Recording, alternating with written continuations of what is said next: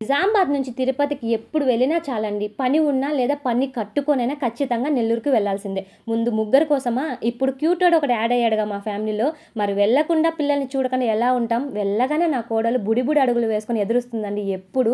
దాని మాటలు, దాని ప్రేమ, అబ్బా ఎంత చిన్న ఏజ్‌లోనే ఎంత క్యూట్‌గా మాట్లాడుతుందో అసలు. ఇంకా అల్లుడు క్యూట్‌నెస్ గురించి చెప్పనక్కరే లేదండి. వెళ్ళగానే నిద్ర లేచున్నాడా, 1 ½ మంత్ తర్వాత చూడడం ఎంత ఎమోషనల్‌గా ఉండానో నాకు చూడగానే. నాకు పిల్లలంటే అంత ఇష్టమండి.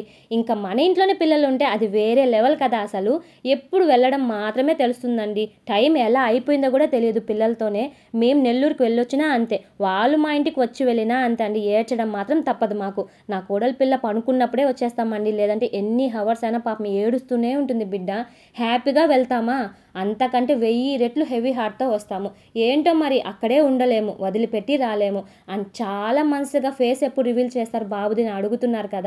ఖచ్చితంగా రివీల్ చేస్తానండి తొందరలోనే. అప్పటి వరకు మీరు stay tuned to my channel.